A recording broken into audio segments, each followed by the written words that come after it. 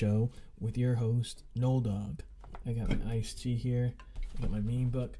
We got a good guest, so stay with us. We'll be right back with the iced tea and meme show hosted by Nolan Carr. And welcome back to the show. This part of my show is when I do my monologue, which is where I share my jokes on current event stuff. Without further ado, let us begin. In political news, Washington, D.C. went from a peaceful and vibrant town to a replica of the Korean DMZ in regards to safety precautions and measures leading up to and during the Biden inauguration this week. There was so much military presence, you would have thought that the current administration was protecting themselves from another Black Lives Matter protest. Boom. It was announced late last week who was on the list of the Biden inauguration guests, and shockingly, it's somehow better than Trump's. Guests of that event include host Tom Hanks, he is hosting some event later on tonight, Garth Brooks, Lady Gaga, Jennifer Lopez, Justin Timberlake, Demi Lovato, Ant Clemens, and John Bon Jovi, just to name a few. I haven't seen such few minorities in a group since Trump created his presidential cabinet 4 years ago. It was made official in the news that Melania Trump was not welcoming Dr. Jill Biden for a walk around at the White House this Wednesday, unlike what former First Lady Michelle Obama did for Melania Trump Election Day 2016. For a woman who tries to play off being innocent, she's a real fucking stick in the mud who hates Christmas. It's being increasingly reported that President Trump might potentially be pardoning a bunch of people before he officially leaves office early Wednesday afternoon, as he will not be attending Biden's inauguration in a last-minute attempt to hold power. Trump hasn't let so many criminals go easy since the last time he did this for them. Monday, it was announced that the MyPillow CEO Mike Lindell will be losing Kohl's and Bed Bath & Beyond as suppliers for his MyPillow after standing with Trump on election fraud claims. I don't have a joke for that because it's not surprising. It's official next weekend. We will see the Green Bay Packers versus Tampa Bay Buccaneers. The Tampa Bay Buccaneers. Get it? Because it's a play on it. Tom Brady. Anyways, next weekend in the NFC Championship game, it will surely be a matchup for the ages as we spend an evening watching two old dudes trying to see who can throw it down the field the farthest, only to get beat by someone the following weekend whose brother shakes his ass on TikTok. And good note, though, next weekend we will also see two fresh and lively quarterbacks as the Buffalo Bills take on the Kansas City Chiefs in the AFC Championship game next weekend at Arrowhead Stadium. It'll be tough luck if Josh Allen and Stephon Diggs lose to someone whose younger brother shakes his ass on TikTok for his high school girls and college-age boys' attention. Get it? Because those are the two demographics that talk about them the most. In some said news, it became a done deal that Drew Brees likely played his last game ever last weekend in a heart-wrenching loss to Tom Brady, the Tampa Bay Buccaneers in the divisional round. Hey, at least now he can be racist all the time and not have to worry about losing his job. Well, it's official. James Harden is now a citizen of the great city of Brooklyn, as Harden was part of a blockbuster trade between the Brooklyn Nets, the Houston Rockets, and the Indianapolis Pacers, and the Cleveland Cavaliers. I wrote Browns for some reason. After spending an entire 120 gigabyte iPhone 12's worth of data ruining the Rockets' team chemistry, the poison swamp has been drained just like Washington, D.C., except this time Harden can do it another team for the next 6 years or so. One of the more funnier moments so far this new year was James Harden pulling a Charles Barkley after leaving the Rockets late last week. He went from truck driving, beer gut having redneck dad to slim as a Dixon Ticonderoga pencil in less than a week. Meanwhile, Adele saying, "Oh, darling, that only took me a few hours after getting liposuction." The many Saints of Newark is getting pushed back again from March 2021 to September 2021 in regards to the possibility of no one going to the theaters and seeing it. I find that to have just a small snatch of bullshit, just like Trump releasing his healthcare plan during his presidency. People not going to the theaters to watch the movies like your grandparents not asking you something you talked about last time you saw them. For that to not happen is ridiculous. It's reported that there is mounting concern for Senator Ted Cruz and Hawley to resign after some believe they were the ones who instigated the entire Capitol building riots last week. Jeez, for someone who's really been eating his ass, you would have thought he'd be gone by now. I didn't finish writing the joke. Wait, whoopsies. Did I skip an entire section? Whoopsies, I skipped an entire section. Earlier this week, it was made aware that soon-to-be President Biden will be rejecting not just the Keystone Pipeline, but several of Trump's harmful executive orders that affected the environment. Now when he goes to sleep at night, Biden can check off these things along with making sure his dentures stay in again and he doesn't sniff little kids' hair. After the death of longtime game show host Jeopardy, Alex Trebek died. After the death of longtime host of the game show Jeopardy, Alex Trebek died, and the pre-recorded episodes finished airing. A list of fill-in guest hosts were announced earlier this week. Members of the list include Katie Couric, Aaron Rodgers, Bill Whitaker, Mayim Bialik, and show champion Ken Jennings. I haven't seen that many white people in the lineup since the Buffalo Sabres signed the one dude who wasn't white. Get it because hockey's majority wet person sport. According to the online entertainment reports, the new Disney Plus series, WandaVision, is now the highest-rated MCU project on Rotten Tomatoes. Last time I cared about something as useless as this was when my dentist told me to floss for the first time. Some unfortunate news, Patrick Mahomes suffered a concussion against the Browns, which puts the Chiefs' hopes of making it to a second straight Super Bowl in jeopardy. Patrick Mahomes doesn't magically heal like Hermione Granger fixing Harry Potter's glasses. Hello, Mahomes' brother Jackson functioned without living off of him and his soon-to-be sister-in-law. In more happier news, television icon Betty White celebrated her 99th birthday this past weekend in isolation. Knowing not that Betty White has only made it this far in life and survived COVID proves again why she needs to be protected at all costs. Then again, that saying gets annoying, especially when every white teenage female says that on her Instagram story after visiting her grandparents for the first time in 6 months just for some IG clout. Late last week, it was made official that Urban Meyer will become the new head coach of the Jacksonville Jaguars football team next season in hopes to rebuild the struggling franchise. This just goes to show that when a powerful white man does some sketchy things at a successful company, he gets a free pass and someone from a minority can't get further high. It's also true, though. It was made official that the hit television show Peaky Blinders is scheduled to end after the sixth and final season. This is sad news, as hundreds of thousands of British guys and stereotypical American gay women will wonder what they will model their next haircut after. It was announced on Monday that the Dominion Voting Systems threatened to sue Mike Lindell, MyPillow CEO, for continued false claims in regards to election fraud. It's funny how just now 4 years ago, countless Republicans wouldn't go near Donald Trump's stench. Now they've completely gone up the leaky faucet that is his fat orange asshole and dove right into it and made themselves comfy for the last 4 years. More sad news, the once legendary music producer turned convicted murderer Phil Spector died at the age of 81 years old due to COVID this past weekend. Known for being the founder of the legendary Wall of Sound and producing loads of talents in the early 60s up to the 80s, he lost it all as he was charged with the disturbing murder of actress Lana Clarkson in the early to mid-2000s. Musicians across the country gave their praise for his music abilities but condemned him and his personal qualities, such as Ronnie Spector. Somehow he got arrested in that fat fuck in the White House, somehow walked free for years, and had the nuclear codes for the last 4 years. During a state of events, ESPN announced that for the first time since 1961, the college basketball powerhouses Duke, UNC, Kentucky are outside of men's AP Top 25 rankings. This is heartening for Fox News anchors as three old white men couldn't get a bunch of basketball players to shut up and dribble. It was announced Monday that Amazon employees in the U.S. would be voting on forming a union as Jeff Bezos' trek to become being one of the richest person in the world continues, as well as the harsh work conditions and the full pay the workers get. Meanwhile, people overseas in sweatshops are saying, "What are you whining about? We've been dealing with this since we were 5. Get it? Because people who work in sweatshops often start a job like that when they're really young, since their small hands compared to small areas." In a stunning yet not surprising move earlier this week, the Los Angeles Chargers hired Brandon Staley as their new head coach, which caused some fan uproar. Just like the Baltimore Orioles, the Chargers always seem to find a way to be the laughingstock of their sport. That's it for this week's show. Stay with us. We'll be right back with our special guest, Jason Yang.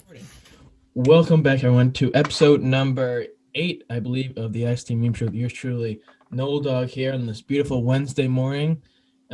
Earliest I've ever done it, so that's a new milestone record, I guess, in the books when time long past us and this is all over. Hopefully it doesn't end for a very long time. And look back in the history book and say, Nolan Carr, the Nolan Dog, and his next guest, his dear friend, Jason Yang. Hello. The earliest episode, but without further ado, I'd like to welcome my good pal Jason Yang to the show. Jason, thanks for joining us. Well, yeah, of course. Thanks for having me. Hello, everyone. I had to have you on eventually. I mean, I was to be honest, Liam Gagnon was supposed to be on this week. Liam Gagnon from the tennis team? Yeah, from the tennis team. Oh, okay. One of my former teammates. I don't think were you on the team with him at any point? I'm sure. I think I've met him a few times. Yeah. When you come back, I know for a fact you definitely watched me in a match of mine and his, but however you would probably say that. Yeah. But no, he was supposed to come on, but he couldn't because he needed an entire fucking week to regroup and readjust living back on campus, which I found that to smell a little bit of bullshit, but whatever. And then and then the next week after that was supposed to be Matt Burns, another former teammate of mine, a kid, and he couldn't because he was really busy with schoolwork and track and field and stuff. So I had to go forward a few weeks and have that person come on. So that was you, but I greatly appreciate you being able to do this and make the time. But Uh-huh. what I want to talk about and ask what it's been like for you. What have you been up to during this second wave of quarantine and COVID? Second wave. Like So what's your life been like during the second wave? honestly, not too different from the first wave, I guess. I did just come back from Hawaii. That was pretty nice. Oh, how was that? Uh, it was great. So for Hawaii, there's a bunch of restrictions to travel there. You need to get tested. You need to get a special COVID test beforehand to board the plane. Um, and then you got to check in every day once you're there. But still, it was great. I surfed every day. It was 80, no rain. It was That's, really nice. I that's, saw my siblings there that's because they're awesome. living there right now, working from home. Which sibling of yours? So all of them. I have three siblings. Two older sisters and my older brother Derek. I'm the youngest of four. Ah, so all three of them are they all near each other or are they all different parts of the islands? Well, they're all right now. They're all living in the same Airbnb Oh, um, okay. because they all have the ability to work from home as Oh, they are. okay, They're yeah. all equipped. Now, Um, leave? When did you leave for the trip, and when did you get back? so I left on January 7th, and I Oh, was there for a week, and I got back 4 days ago on the oh. 16th. Now, So, what's the time difference there? I know it's a while, but what's the time difference from here to there? oh, 5 hours. It's pretty substantial, yeah. 5 hours I think backwards or 5 hours forwards? 5 hours back, so it would be 5 a.m. right now. Oh, that's brutal. But I'm sure Yeah, the weather is beautiful there. yeah. The weather was great. The water was incredible. Learned to surf. Like the time difference wasn't too big of a Yeah, deal. It wasn't like all those times I traveled to Asia or something where yeah. actually be just the time it was in America, just the A switched to a P. But Um, I'm sure though the flight was really fun. That 18-hour flight. for China, yeah, Oh definitely, no, definitely. for Hawaii, isn't Hawaii like a day and a half? Yeah, Hawaii is quite a while. I connected in Dallas, Oh so well, it's an 8 hour flight from Dallas, which it's not terrible. yeah, I it's not saw too. saw a bunch of movies. I Oh, there you watched like the entire Mission Impossible franchise, go. which are very entertaining movies. It's Oh not yes, it's not definitely. something I would enjoy probably below 40,000 feet, but Yeah, still great franchise. Tom Cruise is great. yeah. Oh Oh yeah. He was in the news as of recently for his public spat against his coworkers on the Mission Impossible set for not yeah, I taking too far do apart. because people weren't wearing masks on set or Yeah, something. I think there were Right, right. two tech guys or girls. I don't want to be politically Hmm. correct. I think they were staying too close, and he start cursing them out and flipping the hell out at them. But that was definitely eventful. But Yeah. he's something Tom Cruise. But as someone who's smart person that knows a decent I amount don't and know about well that. aware of stuff. What are your thoughts though? Hopefully for not just our state of Rhode Island, but for the country as a whole, whether at this stage or moving forward post COVID. Post COVID. I don't know if I'd call this stage post COVID. But Well, I'm saying like post like after COVID once it's gone or like now yeah, to right. I know what you mean. Damn, it's tough. The graduate, the change from like pre like COVID to post COVID. It's gonna be long and gradual. It's not gonna be instant. Definitely. yeah Um, so I worked at a restaurant for most of quarantine, right? So I sort of know what it's like to see the public world, I guess during the virus, and yeah people are wearing masks, but like other than that, there's not much as far as like social distancing, and yeah it's tough. It's tough, and like when I went to Hawaii though, like the the restrictions in place for COVID were much more intense than Rhode Island, which is probably why Rhode Island, is one of the worst states as far as cases, to population. yeah Like because in Hawaii, like okay, in Rhode Island, if you go for a run or something, people will. You don't need to wear a mask or anything. People will yeah wave at you. They'll be walking their dogs or something. They won't be wearing masks either because they're outside. yeah In Hawaii, if you're not wearing a mask and you're running, they'll like they'll do this this motion putting their hands close to their cheeks and lifting them up, just basically telling you to put on your mask. And in general, yeah, the restrictions there are like a bit tighter as far as mask wearing. As far as social distancing, it's about the same. I went surfing a couple times. There are 20, 30 people in the water. None of us were wearing masks. So I'm guessing you don't think Gino Armando did that great of a job as dealing with COVID. Well, Gina Raimondo is she had a lot on her plate, definitely, but no, I don't think the best decision was to just shut down the state for 2 weeks. Well, I mean, I know I had a lot of friends who were out of the job because of it. Yeah. I think it did more harm than good, is what I'm saying. Do you think the president-elect who's going to be sworn in the next hour or so, do you think he'll come through with his promise of 100 million vaccines? I don't know much about politics, man, but I do know about his policy. With the 100 million vaccines, right? He's ordering that, and he's like hoping on the fact that like the second doses will be ready afterwards. I think it's a gamble. It's interesting. Yeah. If it works, that'll be great. If it doesn't work, that'll definitely reflect badly. I'm not a medical expert, so I don't know how long these doses take to manufacture. That's what they were. I mean, like similar to yourself, I'm not that into it, but in the last few years, you definitely become more aware of what's going on, especially with the prior leadership that was had that we had in this country. But one guy was saying that if he doesn't come through with this promise, because this is Biden's big promise, it'll have a bad reflect and he'll most likely already fail as a president. But it's hard to say that when who was in the White House prior to him. Anyways, another part in the news for us, our governor, who's now our former governor, was selected to be the Secretary of Commerce, the Commerce Secretary-elect of the administration, Gina Raimondo, our former governor. When did you hear about this? Did you hear about this when it was officially announced? Or I think I just read on the news, in passing that it was a rumor that Gina Raimondo would be selected for that position. So, is she actually not governor anymore? No, I think they said online, I read online something that her not appointment, I don't want to say the appointment date, but her confirmation hearing is the 26th, so that's in a week or so, and so she's not anymore, and the lieutenant governor will then step in as the governor for the time being until the new election in a year.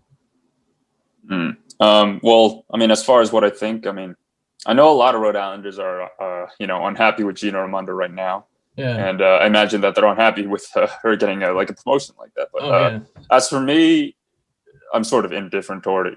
Gina Raimondo, how Gina Raimondo handled the pandemic is sort of not really correlated to, I feel like, to her new position. Yeah. So we'll see how she does. Yeah, I mean, I'm sure she'll be fine. Yeah. Yeah, you gotta give her a chance. I mean, definitely, she's people don't like her, and some people like her, and so on and so forth. But anyways, enough of that. Political garbage. That's one of my least favorite parts. But I have to get away because politics has been a big part of this country the last few years. What I want to what I want to talk about also next is the type bond we share in one area of history, and that's tennis. And definitely, yeah. I had the good fortune, although I watched from the sidelines for many years, and then my freshman year I finally got the chance to play with them. And for those who don't know what it's like or what it's about, you, my friend, are part of a rare group to be able to have played varsity all 4 years and in the starting lineup, if I'm not correct, all 4 years. So for those who don't know, that's like, kind of explain that, what it's like, being a freshman, stepping up to be part of a team that's, been pretty successful. Right. I always will cherish those years in high school playing tennis. It was great. It was an honor, honestly, playing for your dad, coach. And I love to go back and help out, but it Great time in my life. Love the competition, even though, some of the people, some great players, Scanlon, Yeah. Zach Johnson. I don't know if I should mention them by name, but, great players, mad respect for them. And honestly, some of the best matches I played my whole life, even compared to, some of the college ones. Yeah. How do you, though, as someone who then moved up, from doubles into singles and then played the top singles position the final 2 years of your high school career, how do you cope with, you're the top guy, you're playing against all these guys who are playing you around, and you might have to be, the sacrificial lamb taking the defeat against some guys. How do you cope with, or how do you deal with that internally? I actually never talked to your dad about this, but like something that I sort of disagreed with him on, or was that, like, I don't want to be. No, I think he would agree with me on this. Like, I didn't see myself as a sacrificial lamb. Yeah. I saw, like, even though these guys were incredible, right? And like, some of best players I've witnessed, with my own 2 eyes, I still felt like there was a chance that I could beat him if I just like gave it my all. Oh yeah. It was how I pumped myself up for each match. Like, I remember, like, each time we had a match, even if it was against a team that, we were expected to just completely blow out, I was always super excited. I was always, what new methods could I, like try to, defeat this new opponent, or, or like, clean up this old one. And I had a very dramatic outlook on, tennis matches. Still do, honestly, Well, it's time for me to destroy you. That's what I think on match point. Well, yeah. See, and the thing is, though, I think, whether it be my personal opinion or, my father's coach and still is, I think is what we can agree on, both him and I and yourself and other teammates of ours, past and current, that you always gave your all, whether, you knew the result was going to be one way or the other. You always gave yourself and never, gave up until, the last shot. And you always, level-headed, but, we could always count it, which is always, you need that, when you're playing someone, regardless of their level, you constantly need to be, thinking, right. I can take it. But unfortunately, high school, doesn't last forever. So then you transition to club tennis. Right. Well, now for those, after finding out, what it was like playing high school, explain that process, because it's a whole new process for some people to transition from one to the other, although it might not seem as big a deal. Yeah, it was definitely. I didn't expect to play club tennis, to be perfectly honest. I know you must have heard of all the drama involving, at the start of my freshman year, my first tryout, and then I don't want to say his name, but our former coach back then. And that almost had me, like, I almost left the team because of all that. Because I think the coach was a little intimidated by my energy, which is great, because something I figured out because of college club tennis is the importance of. Well, I sort of figured this out earlier, but it's not something that I actually tried to actively integrate into my game, which is mentality, which is the mental side of tennis. Yeah. And before you talked about how, like, yeah, it's important for players to never give up, even in the face of, like, certain defeat. Like, but I came to realize that in college, that, I was thinking to myself, I'm a pretty good player, not to brag. Yeah. So, like, why can I not just win every single match? Yeah. So what at first started as a, I can do this, I can do this, turned into I will do this. Yeah. Like, I firmly believe and will not stop believing that I will like beat this player in front of me. Now, and like that actually worked pretty well. I had a pretty long winning streak in my freshman year. Well, I mean, and that's kind of my next point is that someone like yourself, and I'm not I don't want to brag about myself. We come from we come from a team in an area where tennis is pretty prevalent, known for being one of the top teams for the last 25 plus years. Mm-hmm. But going to college, regardless of where it is in the country, and you're joining a team, you're gonna come up and face and be accustomed and see people with not the same talent level, someone who can experience something as challenging or tough or experienced like our team. And how does one like yourself, who was a pretty successful tennis player in high school, accept and realize and try to function with players, and adapt to players who might not be at that same level in college? Well, for me, it's all about the fun of it. If you just think about the fun of it, because one of the blessings of doing club tennis was, SK is a great team, and it still is, but that was kind of a problem. Like some of our matches, were sort of like blowouts. Yeah. And then going into college, we were sort of an underdog team. We were like the URI's club team. It's good. It's decent. All right. Yeah. It's almost national level. All right. But it just needs like one extra push. Okay. Yeah. And that's how I viewed the URI team. And I actually really like that because it gives like me the opportunity to sort of, I mean, I don't not just like to play for them, but to actually like function as like a leader, as someone who can give this team that push. Yeah. And I really I really enjoy the challenge that comes with every match too. It's not often that I get to play someone, especially now with quarantine. That I get to play someone who's like either at my level or above my level, and it's really great. Well, for me, it's all about the fun. If that's what like motivates me to keep playing for this team, because the challenge. Well, what you kind of mentioned is what I wanted to kind of go over. You talked about running the team. You ran the team. You were secretary, correct? That's right. I was secretary. Yeah. How was fun. What is that experience like? Being in charge of all these different levels of talent, trying to keep them cohesive as a group compared to high school tennis, where it's kind of all the same level. Man, it's definitely different. It's when I was in high school, being captain, it was great and all, but for the most part, coach was handling the reins of the team. Yeah.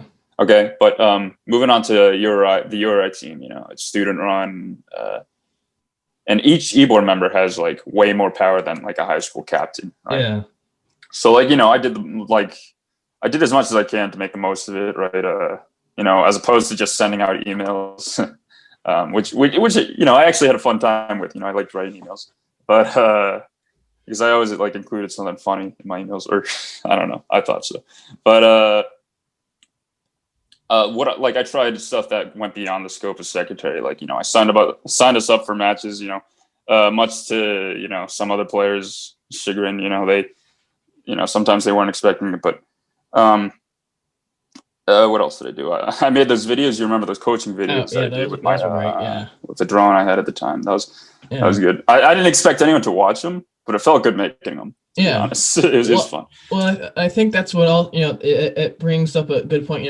Like we just talked about. You're trying to come into this group with players, different levels and different capabilities, and you're trying to take them to that next level, so they can be at the national rank and still be a very highly competitive team. And everyone, it's hard. It's hard to do that because not everyone's accustomed to it, so it might take a while and they might not want to. But you try your best, for them to experience the best they can. Yeah. But from college tennis to professional, we go, and I wanted to mention this. Now, correct me if I'm wrong, but to me, it seems like every whether it be Grand Slam or every new calendar year for professional tennis, there seems to be a new crop of talent that seems to be better than the class before that. Why do you think that happens? I think the obvious answer is the game is evolving. People are figuring out ways to evolve the technique to ways that oldies like and I don't know, Andy Murray, for example. He doesn't know, he doesn't understand, like he can't keep up with the pace the ball like is going at. Shots, forehands are going faster. I just learned about this new slight change in forearm movement, I guess, on the forehand that like gives you way more spin than before. Which people like Team and Medvedev are implementing. The game is evolving so fast. It's not something that I enjoy personally because what we're seeing in the professional game is like a departure from traditional tennis. Like a finessed, not a game about power, but a game about finesse and strategy. High speed chess is what I think what your dad describes it as. But more to just a power game where both players sort of just stand behind the baseline and compete to see who can hit it the hardest. And like that's great. I can see how that's appealing, but it's not for me. I'm gonna miss the days when Federer was in his prime. Pulling out shots out of nowhere. When he retires, it'll be a sad day for tennis. Well, I might stop watching, to be honest. Well, it's just it seems as though the talent keeps getting extremely better, but also Right. extremely younger. So you have someone that's Mm-hmm. in high school that's top 100 in the world, and you're like, what the hell is going on here? What the fuck is this? But Yeah. anyways, that's the tennis portion, or for the time being. What I want to talk about next is another love of yours, another love that's been around for a long time, and that's video games. Yes, of course. And you have a special bond with him. I've exhibited firsthand what that's like, and definitely. For the people at home who are watching this or listening to this, and if you like what you watch and see, like, subscribe, follow on all podcast streaming services like YouTube, Spotify, SoundCloud, and so on and so forth. What are some of your favorite video games, and least favorite games, and why? Oh, okay. This is a great question. So. Man, favorite games. I have a lot of I actually have a list of my favorite games, and they're all like my favorite for different reasons. I like pretty much every single genre of games, except for League of Legends. It's just, but like that's like because I'm afraid of getting too into it. That's why. But some of the greatest games. Most of the games that I really like to play are Japanese made. You see sort of like a design difference between American and Japanese games, but Red Dead Redemption 2 is a game I played last year. It's an American game, Rockstar. Really knocked it out of the park. It was an incredible story. It actually made me cry at the end. The ending was so good. What else? I like Portal 2. Not Portal 1. Portal 1 is a little too short, but Portal 2 Portal is a great concept. I don't know if have you played it? I've never played it. Okay, but do you know the concept? You have a gun and you shoot portals at walls. And you teleport. It's a great concept. It's very clever, and Portal 2 really does well with it really builds upon the Portal idea, with a great story, longer length, new mechanics. Let's see what else. Overwatch is a great multiplayer game. Super Smash Bros is a great multiplayer game. A game I played recently during quarantine that took up most of my time in quarantine is this game called Persona 5. And that game is incredible. The characters are well written. It's an RPG. It's a role-playing game, turn-based. But what really got me for that game was the style, just the aesthetic of the game. And you really had to see it because I can't explain how the aesthetic works. And then the music is incredible. Yeah, I don't know. I have too many favorite games to I just take up the rest of the time if I just talk about my favorite games. Now, well, that can be maybe in a few years from now you can create your own podcast that can be all about video games. About then. Maybe. But maybe. What we've had a conversation about this before many times in high school, and this is about tennis video games and which one is our favorites. To you though, from whenever it is, what for you though, what is the most realistic or most or the best tennis video game that's out there? Okay, here's the thing about tennis games. Okay, no one has done tennis justice. Okay, I played, I think, basically every tennis game that exists. Well, every modern tennis game that exists. Everything past 2007. Okay, started with Virtua Tennis 3, which is very arcadey, which is great. All the way up to I just got this game called AO Tennis 2, which is it's tolerable, okay, but that games shouldn't be tolerable. The problem with the tennis games is that they focus too much on the simulation aspect, like FIFA, Madden. Tennis as a simulation is unfortunately not fun. There's a great game that came out recently for Switch, Mario Tennis Aces. They had a great Did you see that commercial? Have you seen the commercial for this game? You know, where they have Nadal come on and they play against Mario. yeah. He plays against it's Mario. funny. I thought that was great. But that game sort of does it like well. I think it could have had a bit more depth, but you know, it's tennis. You know, up to 11, right? You know, you take the concept of tennis and then just like skew it in like crazy ways so it's barely tennis anymore. You know, there's special shots. There's like, you know, super speed. That to me is fun. You know, that's when tennis turns into a video game. And like, you know, I feel like so I want to be like a game developer at one point in my life, and like that's the type of game that I want to go on to build a game, because like I do want to do like before, like on my bucket list is to do the like the tennis game industry, if there's such a thing, justice again. Yeah. So that's what you'd like to do. You'd like to try to create an authentic tennis game. No, it doesn't have to be authentic. It just has to be fun. Just one that, you know, that probably gives justice to the sport of professional tennis. Yeah. I mean, you know my favorite, Grand Slam tennis. That's my favorite tennis. Yeah, Grand Slam tennis is, you know, it's interesting. You know, it's just I can't do these games where the technique is actually just bad. You know, like AO tennis has bad technique. You want really good technique on the game, I guess. Right. Yeah. Another. See, there's very many things, or how we want to properly say it, that we share in common. Another one of ours is music.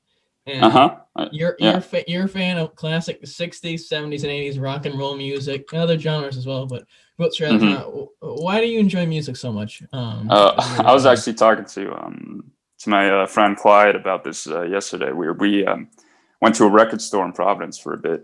I was talking to him. I don't really listen to music to enjoy it, but rather to like evoke an emotion or like capture a mood, you know? So, and I would say Pink Floyd though, which is by far and away my favorite band, is like the only exception to that rule. What's that? And why is Pink Floyd your favorite out of all the other music you listen to? That's a tough question. I'm not really sure. I tried to listen to other bands, you know, of, you know, the 60s, 70s, or, you know, other modern bands, right? Yeah. And it's not the same. They're just not as unique as the sound of Pink Floyd. You know, Zeppelin, Rolling Stones, they're great, but I don't know. They don't like Pink Floyd is like, you know, I feel like they have a reputation of being like psychedelic, very psychedelic, right? You like music that lasts, that the songs are over 8 minutes long then? I mean, it's not because a song is like longer than 8 minutes that I enjoy it. It's just, and Pink Floyd has some incredible, you know, very long songs. You know, "Shine On," I'm sure you heard. Definitely, yeah. Every single song from Animals, great. Well, I have speaking of records, I collect some myself, and I have Pink Floyd. I have the "Shine On Your Crazy Diamond," whatever. I forget what album that is, and I have their I have a few of theirs. The album like that, you know, there's one of them. There's only a few songs on one side, but the songs that are on that side are brilliant, and they're know, thought out, and it's just it like you said, it invokes a feeling or emotion on the song that makes you just sit and listen and, you know, try taking it as much as you can. Right. Yeah. And, it's something that's definitely beautiful that, you know, it provides from music. What something you also, is there any other musicians or I guess musicians that you like besides Pink Floyd, or is Pink Floyd just the only thing? It's tough, you know. Sometimes you know, my roommate is super into music, and he asked me my favorite band, and I said Pink Floyd, obviously. But then he asked, "What's your second favorite band?" And I honestly don't know. Like, Pink Floyd is just so far and away my favorite band. Like, I can't pick a second. If I picked a second, it might be like a completely different genre for all I know, right? Like, you know, it could be Kendrick Lamar. I sort of like Kendrick's music. But you know, I also like, you know, other rock bands. Like Pearl Jam is very good. Red Hot Chili Peppers is very good. I sort of like Sublime songs. Some of Sublime songs. So basically, what you're saying is that Pink Floyd is like Mount Everest, and all the other, you know, groups are sort of like Yagoo Valley. You know, how about this? Okay, I think of Pink Floyd as music, and everyone else is just sort of There. yeah. I mean, no, I respect them all as artists, and some of them, their songs are very good, but I don't know, something about Pink Floyd just makes me like, I don't know. It's hard to explain. Now you went over. I shouldn't say you went over, but you studied abroad in Ireland, correct? That's right. Yeah. And that must have been definitely a interesting and cool and rewarding experience. But you saw some music concert over in Ireland, if I'm not mistaken, with some friends. And that's true. Correct? Yeah. Oh yeah. That was an ABBA cover band, actually. Yeah, it was.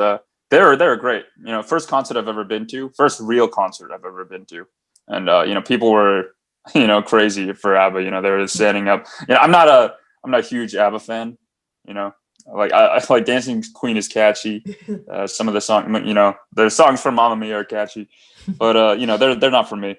But I love the energy, the vibe of the concert, and I was thinking, hey, like, what if I went to a concert for like an artist that I actually appreciated? What if I went to a Pink Floyd concert, which right now would unfortunately be impossible, not because of COVID, because they split up, right? So yes, you could go to a cover band version of Pink Floyd.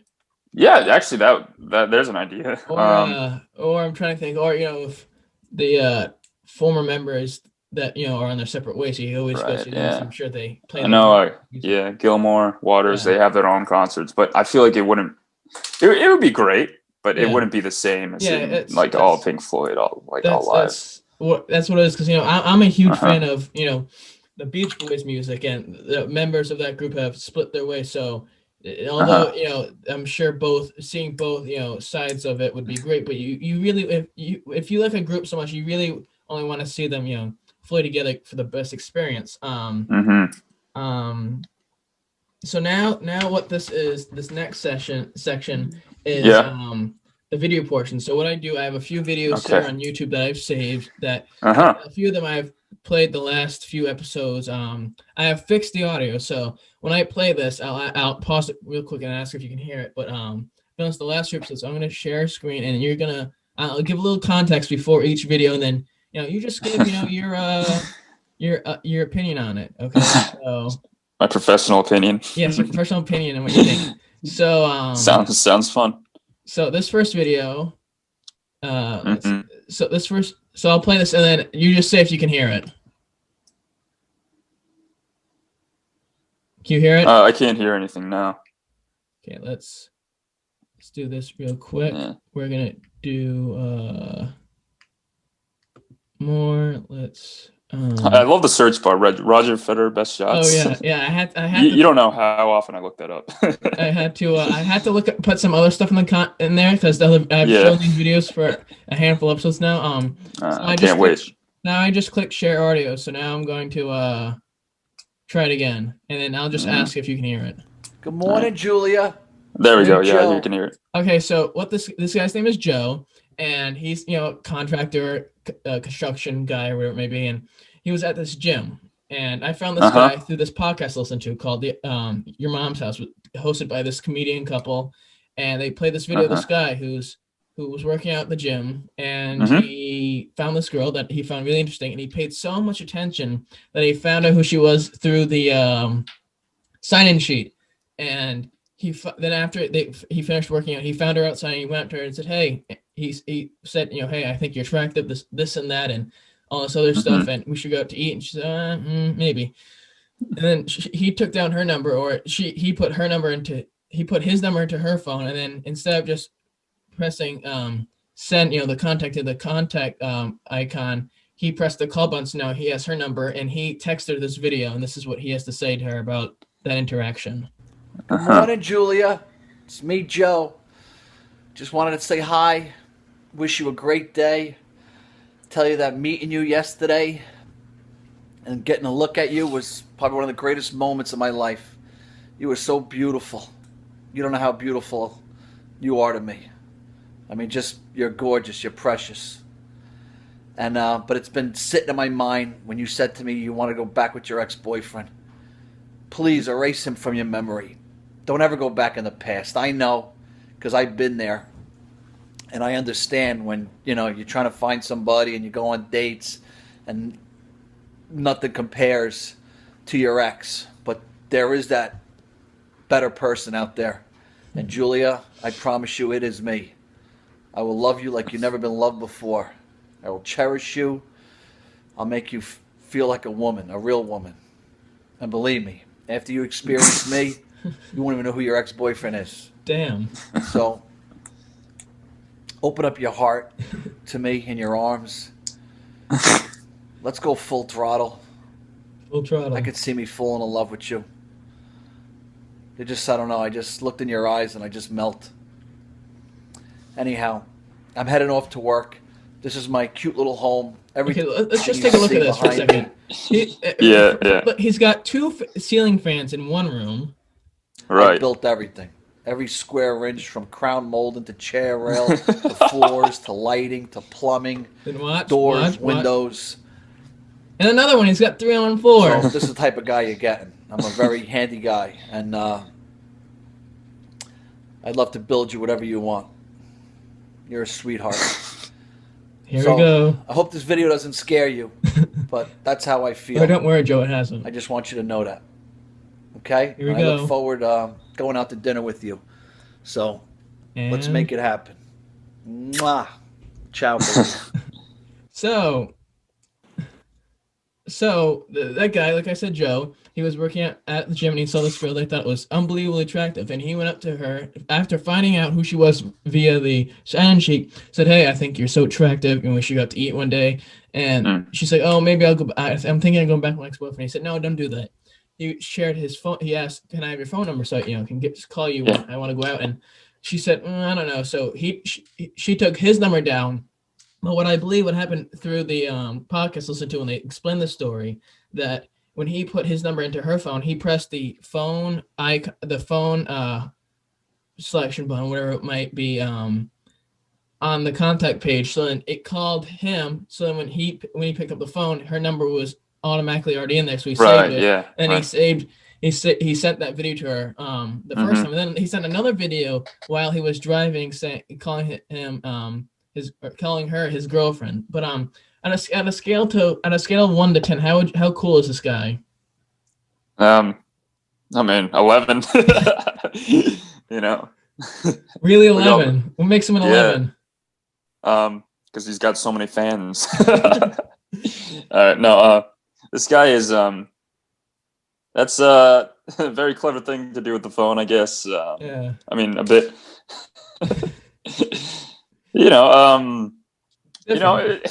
I liked how he was walking around with his phone, just at the start of the video. He clearly wanted to show off his house, how many fans he had. He wanted to show off that he could build Julia anything he wanted. Right. You ever played The Sims? You know what The Sims is? Yeah. Okay, he's like the type of guy who is a Sims YouTuber. Yeah. And he's the video title is, "What would happen if we filled a room with only fans?" And I just love that, And then later on, at the end of the video, is when he says, "Look at this house, I built it." He's a great guy, very charming. How do you think? How about Julia, if you're out there, you're making a mistake. I know that video was 3 years old, but Julia, if you're with your ex, you're making a huge mistake. Well, what happened was then after he sent the second video later on, calling her his girlfriend and that stuff, and it started to get a little bit more out there, and then I think she ended up, letting him go, and I think she ended up blocking on the phone. So I she missed out on a great opportunity. But how would you rate his ending the video, saying "Wow, ciao, baby" to her? Would you do that if you found a girl that you thought was interesting? No, of course not. No, but it's it's funny. I'm not Julia, so maybe I would be uncomfortable if I saw it myself. But okay, so I thought it was funny. The next video, I'll get more context for this one. So this guy is popular on TikTok. I don't know if you have TikTok or whatever it may be. And this guy's I'd say probably early to mid 60s, and he's a truck driver in Ohio, and he does videos to give motivation and happy thoughts to girls who above the legal age of 18. And he calls them his queen. He calls them his queens above 18. Wait, hang on. So he's a motivational speaker. If you want to think of it that way, Okay. you'll figure out why he may not be. And right, he's got merchandise that says kings and queens above 18 on it, and this is from the podcast as well. He's I don't know. I would like to get your opinion on how cool this guy is compared to the other one. You thought Joe was cool. This guy's a whole nother, but here's the video. Okay. Time to wake up, my queen. Come on, my queen above 18. Open them beautiful eyes. There you go. You are so beautiful. I just love my queen above 18. Well, good morning. All right, my queen. I'll go down and put your breakfast on. I'll get you some nice hot cup of coffee. You go take your shower, and I'll meet you in the kitchen. It's a nice cup of coffee. I love you too, my queen above 18. I will see you in a little bit. Yes, you look beautiful. All right, I'll talk to you in a little bit. Okay, so Motivational. Motivational speaker. Very motivational. I'm kidding. Tim Robbins, Tony Robbins who? Gary Vee who? Out of the first guy, Joe, and this guy, who is more cooler now to you out of these two guys? Look, I mean, I don't want to call anyone cool right now. You know, I feel like it's a trap. Here's the deal, okay? This guy is, I mean, well, queen above 18. You know, that's like, that's like going into a bank, like, you know, a bank to rob it, and just like shouting, "I'm making a withdrawal. It's okay," you know, or like, and you're actually making a withdrawal, but you're dressed in like a, you know, robbery clothes. You know. Well, the thing is with this guy is that he's caught some flack because there's definitely some people who are mind controlled, like people who have voted for Trump the last 4 years or followed him. They've been brainwashed, and there's some people who definitely love this guy and constantly because people are asking for shout outs for their girlfriends, the wives, the mothers, whatever it may be, and now he has charged them ranging between $5 to $15 and what type of shout out he gives. But the thing is there are also some people, you know, such as myself, who, you know, find that, you know, it's very uncomfortable and creepy. And there's one person who commented on a video of his, this makes me feel uncomfy. And on TikTok, there's a function where you can create a video and you can react to a comment above you.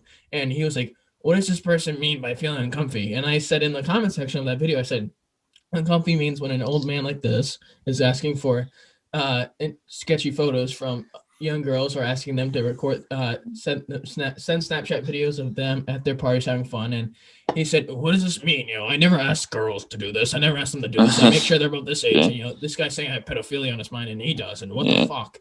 And it was like, and it's just, it was unbelievable when I saw this to think, you know, that this is, you know, completely normal. But nowadays, this is nothing new and nothing out of the ordinary with everything that's going on in the world. And I thought, so what I'm getting from you, though, is that if there was a situation where you were with a lady, this isn't how you would greet her in the morning.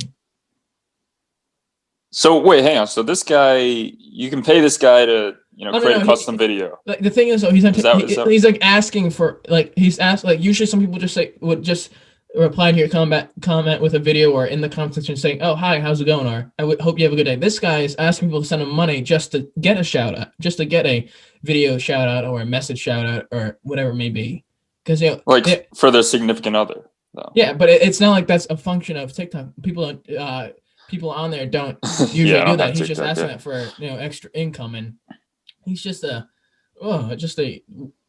interesting guy. And this POV shot is, you know, a really good POV shot. Personally, I think. I mean, you have an overweight, old, obese man looking over down at you, and I mean, to some demographic, I'm sure he's attractive. Oh yes, yes. Probably, I'm sure out Midwest and down south where the lines falter between incest and all that stuff. But so, and done with that video, done with that creepy stuff. This next stuff is, you know, pretty cool stuff. And for someone who likes Marvel type movies and those type of characters, this is a great, and rock and roll music. This is a great video. This guy, this guy's from TikTok as well, and his name is Haig, and he likes to do impressions, and he likes to dress up. Hello there all. My name is Welvis. That's right, bud. I'm Welvis, sort of a mixture between Elvis and Wolverine. And I'm as dangerous as it gets. Today I'm going to be showing you some moves I learned. So we have to karate chop. Hiya, hey, hey, hey, hey, hiya, hiya, hiya, hiya, hiya. The ha, the ha. Hiya, ha, ha. Hiya, hiya. Also, they got the karate kick. Hiya, hiya, hiya. Also, the claw karates. So, Oh shit! Here it comes. He's got the claws. maybe I got one of these. Hiya, hiya, hiya.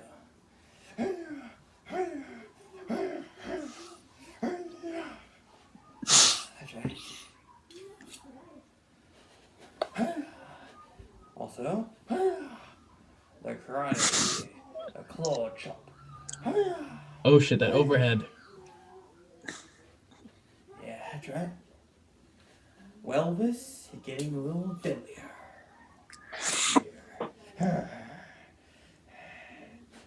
That's right. I also got a bit of funk in me. He's got a bit of funk in him. Yeah, that's right. I'm Welvis. I'm more deadly than Wolverine or the Wombat Rain. That's right. Thank you very much. So that guy is popular on TikTok, and unfortunately now he's taking a break on the app for his mental health and so on and so forth. But this next video is him as Wolverine, his favorite character, and which I love greatly. Okay, wait, hold on, Nolan. I think my video feed is frozen. It seems like. Okay. Huh. Hang on, let me figure this out on my end. I can see, like, you're not frozen, Okay. but the video itself is frozen. Hmm. So I thought that was actually part of the video for a second, but yeah. Well, I can always send you this playlist later, and you can always react to it on your own. And I think it's working again, actually. okay, so Here, if you move your mouse. Okay, yeah, nothing happened. Okay, it's frozen. Huh. Okay. Here, why don't do you know how to send me the playlist then? Oh wait, hang on. It's back. Never mind. It's back. Okay, so this is him as Wolverine now. Okay, bud, where's the girl? Now we can do this the easy way or my way. Yeah, you want to start talking or should I start clawing? Because these bad boys will no, but these bad boys love the taste of blood. Now, start talking. Where's the mutant? Or I will start clawing. And trust me, I will. Now, will you tell me? Or will these tell me? Make you tell me. Good. There. Really? 5 guys with guns. They're the match for Wolverine claws. Really great rule of thirds right now. Now, let's try this again, shall we? Oh wait, what's going on? Shoot, hang on. One sec, my phone is acting out. There we go. All right, go ahead. You don't believe me? See, I think I'm joking. Talk, or I'll make it talk. Oh shit. Over there. Good. Never mess with the Wolverine.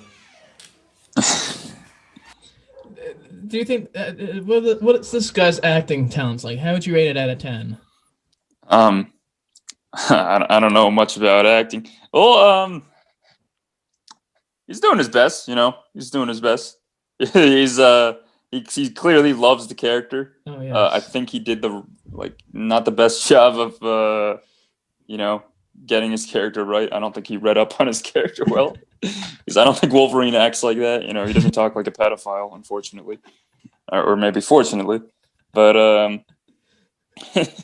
love the claws. Love the. Definitely. Why is his name Welvis? Is that his real name? No, the guy's name is Haig. He's Australian. Oh, he's Australian. Wow. Yes. He did a pretty good job disguising his accent. So Yes, give him props for that. Yeah, so he tries his best. He does a lot of different stuff on YouTube and TikTok. But now, I was gonna play another video, but that video isn't good. But now I want to go to some of the tennis tennis videos. I want to play first my favorite tennis player of them all. It was Fernando Gonzalez for his monster forehand. Really? Oh, I'm surprised. Oh.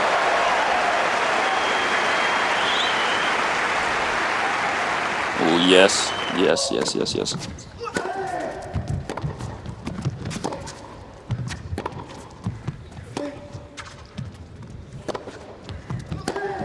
Oh, Gonzalez, what a backhand.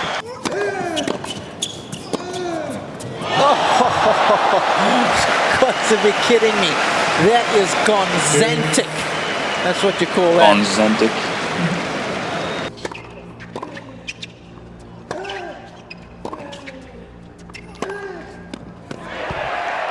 Well, that's more like it from Gonzalez.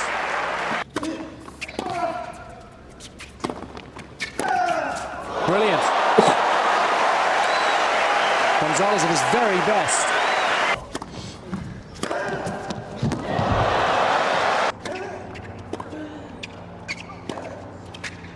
Oh.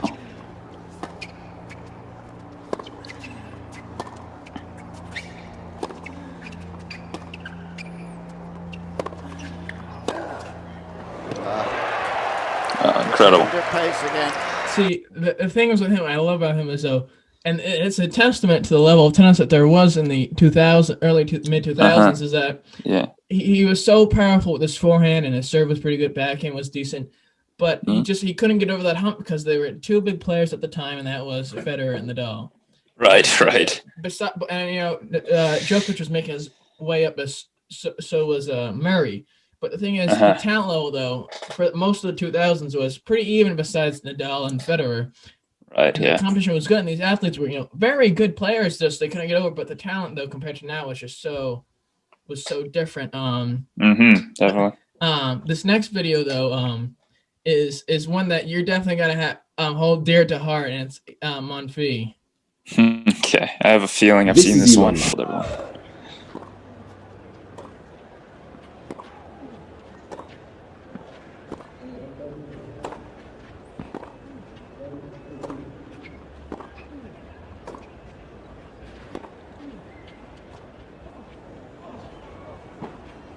Oh, he's in it now.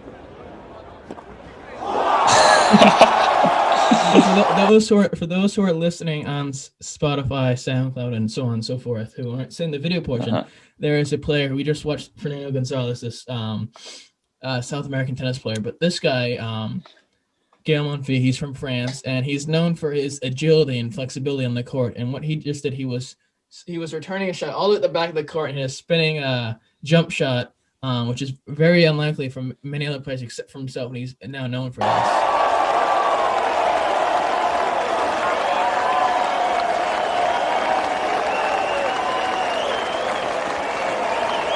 But the net too. And yeah, Monfils is just an incredible athlete.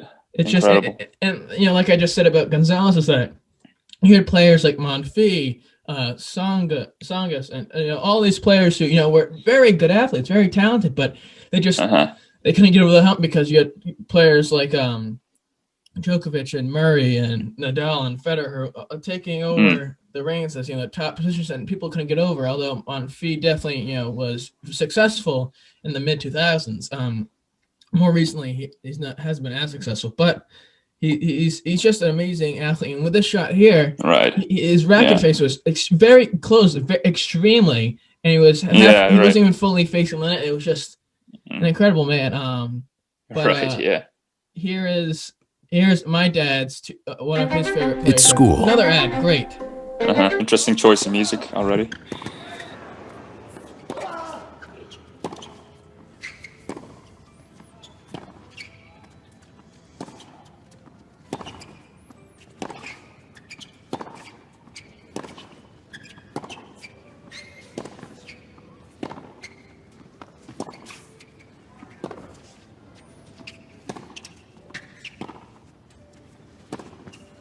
It's on the line.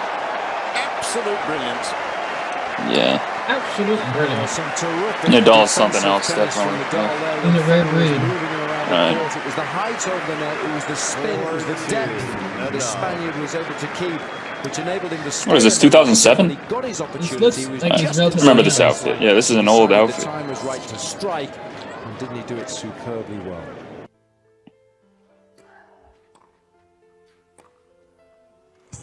Rất tốt của Fernando. And Not for those who bad, not don't bad. know who Nadal is, he's a dominant player, one of the best of all time, and he's extremely dominant on clay court, so it's hard for anyone to beat him.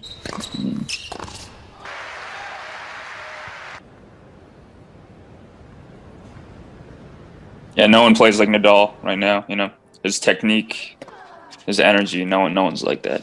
Well, Right now. what he does Cú drop shot rất excellently, bất ngờ amazing, của is Fernando. he'll go over as far as he can to hit his đánh lừa forehand, which is his dominant Right. shot. Và trước khi Which most Yeah. bước vào những And trận đấu if quyết định you của wanna- Monte Carlo if thì you là wanna- Fernando. Watch someone get some motivation. Watch Nadal because he never gives up.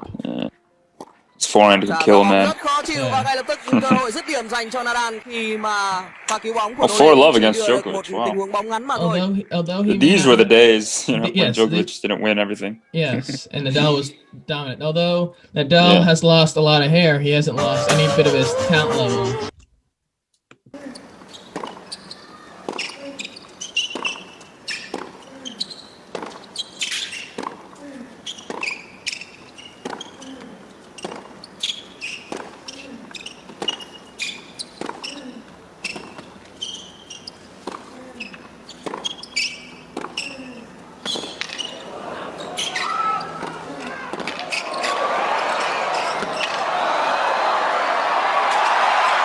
Oh yeah. Everybody's on their feet. Oh, well, of course we saw the hot dog. Oh, come on, you can't do that. Come on.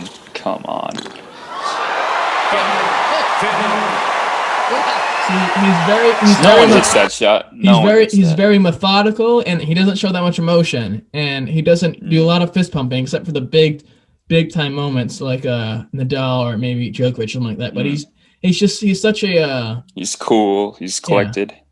he's such Right. a rare. He's breed creative. oh yes, very creative, and Yeah. he's many people try to duplicate him, but never can anyone replicate him. And Yeah, that's right. People like our teammate on the club team, Dennis, try to do the tweener, but no one is Federer. No one can come close to him.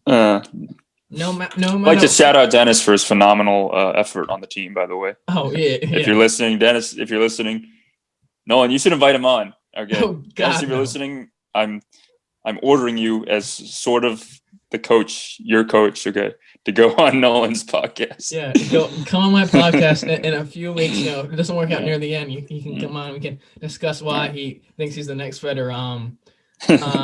But Federer is just an amazing talent. Similar to Nadal, although he's gotten older, his talent level is still there, and he's such an amazing player. And he's completely different off the court too. He's worth a hell of a lot of fucking money, and he's a businessman to the highest extent. It'll be a sad day when both him and Nadal retire. Right, yeah. The sport. And Djokovic, whatever. Yeah, Djokovic. I mean, I love Djokovic, Yeah. but no, Yeah. he's been up and down the last handful of years. But without further ado, like I said earlier, if you're watching this and you like what you see, to hit the like button, subscribe, share, follow, all that good jazz on YouTube, and share with everyone. And if you're listening on Spotify, SoundCloud, and all that other good jazz, Apple Podcasts, like, subscribe, share, and leave a review for yours truly, Noel Dog, and this great episode with Jason Young, his good friend. But now the last portion I want to talk about briefly is more personal, which I like to do in this. I like to talk about kind of how we got to know each other in our friendship and so on and so forth. But do you remember the first time we met, or was it kind of just like there and then started to know each other better as you got older? There's absolutely no way I remember from when we first met, because we met maybe in second grade, when I was in first grade. Yeah, because you're 2 years above me, so it would have been me in kindergarten, you in second grade. Yeah, that's right. Well, I don't remember it on the tennis court, but I remember a few memories on the school bus when we were at Peaceville. And the school bus 6, right? Yes, bus 6, Bob the bus driver. And the thing is, you were on the bus a whole lot. As far as I remember, because I remember Bob would always come by, and he'd always come to pick you and your brother Derek. That's right. I was late a lot. Yeah. Yes, and you and Derek were never there, and he'd always be aggravated because he'd be sitting, and then he'd just leave because you weren't there. But a few times you were coming, it'd be me, your brother would be sitting behind us. Calder would be with us, and right. Ben Traeger would be there. Yeah, the Traegers, right. We'd all be playing on your Game Boy Advance or whatever it was. I forget what games it was, but it was really Bases Loaded, the baseball game. Yes, and it was such a magical moment because I know that for a long time your parents didn't like you playing video games, and until still don't until my father exposed you on your senior night for playing video games. Really? Shoot! You don't remember right? Yeah, I don't remember. I would love to, read your dad's speech again, because, he gives out speeches for all the seniors on senior night. And I forgot what he said, but I'd love to hear it again, because I'm sure it's very interesting. Because there's a section on the senior night speech we can get to later, but in more depth. But there's a section where it's like traits or unknown qualities or special talents that you have, and whoever gave your speech said something about video games, and my dad mentioned that, and everyone starts laughing. Of course, the Keo boys, our favorite teammates in the world. Just kidding. Like all cringed face and like uncomfortable, and then we look over to your parents, and your parents are stone faced, and it was just senior night. It was like a coming out moment, It was my coming out. I don't want to equate that to coming out. I'm sure, but that was my coming out moment. I'm sorry. No, but that was obviously as time got on, I'm sure you probably stopped riding the bus, and then you eventually obviously went to different schools, and we were a few years apart, and then we. Then obviously high school back together again, and me watching from sidelines as you were moving your way up in the lineup. But for you though, I mean, obviously you can say whatever you want about playing with me, but what was it like though? As teammates on the team at the same time. Oh, it was. I'm trying to remember. So when I was a junior, I was one singles for 2 years, right? Yeah, so junior year I was on. I wasn't really with I wasn't with varsity. I was near JV. But no, I mean definitely for myself though. I think although yes, we might not have been together. My first year, and John Biller was there.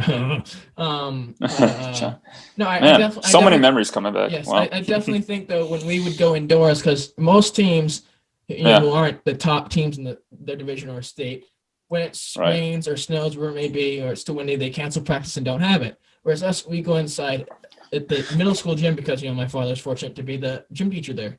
We go in there, we train for 3 hours, 3.5, 4 hours, really working on technique and stuff. And I think when that was the few times we were together, besides when there'd be the state individual tournament or so on and so forth, that was, some of my best memories because, when it came to playing, you were serious. Yeah, you like to joke around afterwards, and you're always there to motivate someone, even if you won or lost.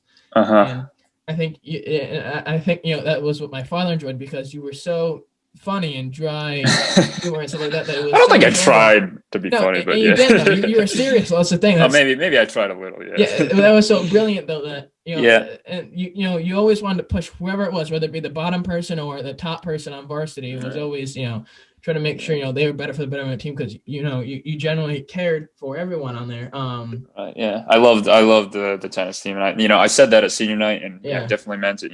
I love the SK team. Always will love the community, every single player.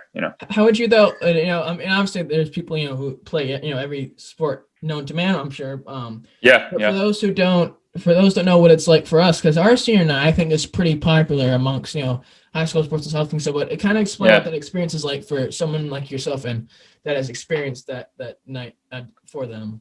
Oh man. So that night I remember, like me, you remember the seniors, right? Bento, Dan, Curtis, right? Curtis was there, also there. Okay, I remember, me, Dan, and Bento were all talking about, oh man, what are the juniors gonna, because everyone wrote speeches for us. Yeah. And we were all thinking about, what are they gonna say about us, And I remember like just lying down on the grass with them, great moment. We're just talking about, damn, we're gonna miss this. Like, it feels like, this is the now right now. We're on this team now, but soon it's gonna be gone. And, I remember my brother cried during his senior night, and I was kind of afraid that in the moment I would cry too, but I didn't end up doing that, and I never felt like I had to, but still, it was a very emotional moment. It was for sure. It was really something else. It's. I remember like when we were like me, Dan, and Bento were talking about being captains. I remember just every major experience, like on the team, just flashed through my eyes. Well, it was really something else. You want to take in as much as you can because, like you said, it goes by very fast, and you can't get it back. For you though, what I also admire for you, and what my father definitely does admire about you, is that you've come back many times since you've graduated high school to come back and help the team and practice and hit and. Play against them, true. Which is definitely an admirable thing, and that's another thing that our sport is very fortunate to have compared to other sports that can't have that, where you have alumni coming back. And what is that for someone? When you were on the team, for someone to have experienced that, to have alumni players come back, what was it for you for like? Oh man, I mean, I actually almost applied to be assistant coach part time. When I was in college, but it's always great coming back, even if I don't know, even after, all my, the friends I made, in the year below me, like Greg, Matt, even if they've left, it's always good to see new talent, new people interested in, the SK team, being part of the community. Oh, for sure. And it's always, a pleasure to come back, to drive back into that parking lot, Yeah. Like memories come back once you do that, right? I don't know if you've done had the opportunity to do that, drive back into the lot, walk up to, take that walk to the courts. Oh, I have. Walk across the bricks. I know what that's like. Yeah. It's definitely. Then you go around. I scan the courts and say, say to myself, all right, who here sucks the most? Who here needs the most help? In the most respectful way, of course. The most as respectful, in the kindest way possible. Yes. But deep down, you want to wipe their ass off the court. Deep down, I want them to get better. Yes. This team, yes, obviously. It deserves their best, right? Yes. So, what I found interesting though, but I'm not surprised though, is that via my father was that you wanted to create or put together a tennis tournament, alumni tournament. Yeah, that's right. Yeah. What was your? I mean, obviously, COVID happened, so you can't do that as of now. Right. That was What was your? Why did you want to do that? I mean, not that I have anything problem with it. Just what was your reasoning and mindset for wanting to do that?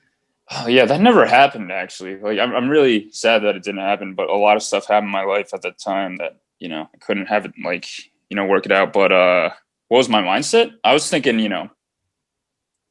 being on the team was such a good experience, and then to have the seniors be robbed of their last season, because of COVID was just the saddest thing. And I imagine that if it happened to me, I'd just be oh yeah, I didn't know what I'd be furious, honestly. I mean, so what I was thinking originally was to see this is pretty ambitious, but my original idea was to have go around the league, the Rhode Island Interscholastic League, and talk to coaches and see if they wanted to, schedule small tournaments together. But looking back on it now, it probably wouldn't have happened. But my mentality was just, these seniors, even not just the seniors on the team, but the seniors from every team, they deserve an opportunity to, actually have a season or some resemblance of a season. And Yeah, really, it's too bad that didn't happen. Yeah, it's unfortunate that so many seniors didn't get to Right. experience that senior season such Uh-huh. that maybe we experienced. Yeah. But it gives you a great mindset to think, hey, compared to other things, there's more important things than this season at least. I got to experience somewhat of a career. Yeah, for sure. Yeah. Now you're no stranger to Slater Park, whether it be individual Slater playing Park, or right? team playing. So for those at the home, at home listening or viewing this, what's that experience like? Kind of describe what it's like playing Slater Park for an individual tournament or in the state tournament for the team wise at Slater Park. Oh well, I guess the first thing that comes to mind is pressure. There is a lot of pressure. Yeah, for sure. I kind of did my best during my season to sort of be cool under pressure, and for regular matches, it worked out. But Slater Park is just a different story. There's actually stakes. Single elimination. It's tough. Oh yeah, it's. I played some really tough opponents. I remember Sam Miller.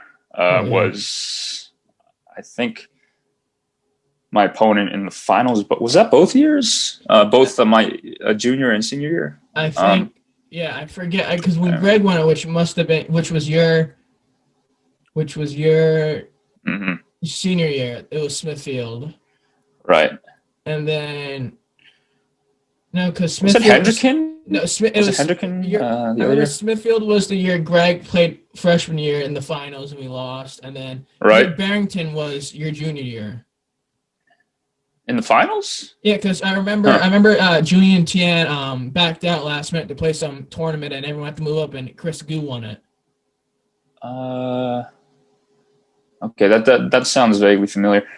I thought Hendricken was the second seed in my senior year, though. We played Smithfield. I'm surprised. What happened? Did they lose to Smithfield? Hendricken? Probably, yeah, because I remember Greg played Chris Paiva on court 3 at Slater Park, and he won it. And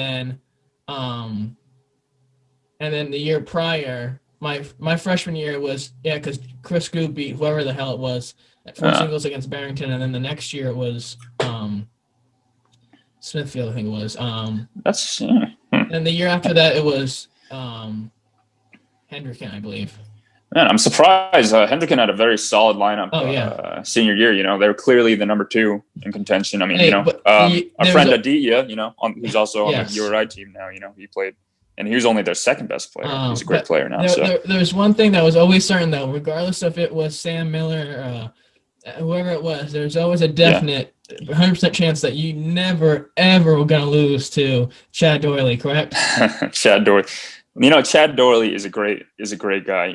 Like now that I've gotten to sort of talk to him, like at the URI club tennis meets, he's a great guy. But in high school, I made it my mission to just destroy him, every time because I had a vendetta against this man. Because there's just this one incident, that happened at this tournament that I played him in. And I just, it was a very petty thing, but even so, it actually made me play better against him. Oh, so, sure. I don't really regret it, but no, he's a great guy. He's very cool, great player, honestly.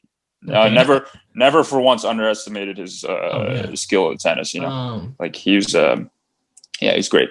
But so the last few things I want to mention now. You have a love for many things, but you also have a love for burgers, and you created at one point you had a burger Instagram account. What was that all about? Man, so many people have talked to me about this. Like, where has your burger blog been? And like, the truth is, like, I never kept it going because it just wasn't popular. And like, I instead of taking pictures of burgers, I'd rather just eat them. Like, it's just why waste time. Taking a picture of a burger, like even if it's like just for a second, something I got into recently is cooking, and I've been on a quest to make like a perfect burger, just at home. Okay, and the problem is we don't really have. We do have a grill, but like I don't want to get propane. I remember in Hawaii, when I was in Hawaii, we did have a grill at our Airbnb, and I made some pretty good burgers there. There you go. But about that burger Instagram, it'd be interesting to start it again. But the thing is, with quarantine and all, I don't know how many burgers I'll be eating, at least from restaurants. Maybe it'll be a cooking Instagram instead. Talk about recipes I made or something. Would you ever want to coach a team in the future once you get out of college, or is something that you don't want to do anymore? Man, that's a tough question. I guess I never really thought of it, but I guess the question is, would I be a good coach? And I think you would. It's well, thank you, but it's tricky. It's not as easy as I'm a major in like computer science or computer engineering. So if I'm going into the field in computer science, I don't know what gateway I would use to also get into tennis, coaching a tennis team. Because if I did, it wouldn't be a USCTA team. It would be the same experience I had. It would be either college or something that's that is high school, right? Because I would love to, but who knows? I don't know.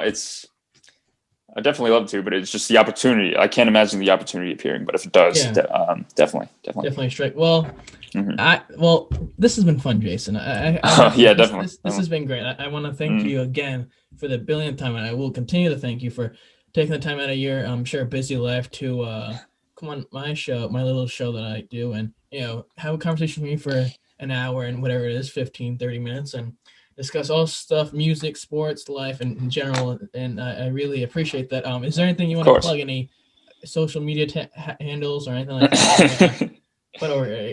Are you all set with that? Yeah, you can follow me on Instagram. You can like my grand total of 2 posts on Instagram at Jason Hua Yang. Twitter, I don't have a Twitter. Facebook, I don't really use Facebook, but I'm hoping to make a website soon, so you can all check that out when it comes out. Yeah. We'll see. Well, I'm gonna plug if you like, and I said this before, if you like what you have listened to or watched, leave a like, comment, subscribe here on YouTube. Turn on post notifications so you know when new stuff is updated. If you are listening to this on Spotify, SoundCloud, Apple Podcasts, and so on and so forth, follow, subscribe if you can, like, share, all that good stuff, and so we can keep this going. So each show can be better and better. And I want to thank Jason for coming on. And all I have left to say is, take care, stay safe. # this is a new year for all of us. It's going to get better, and stay mean scheming. See ya. Bye. Guest for coming on today. I want to thank you all for watching this great episode. Catch us next week around the same time for another episode of the Ice-T and Meme Show with Nolan Carr. Take care and good night.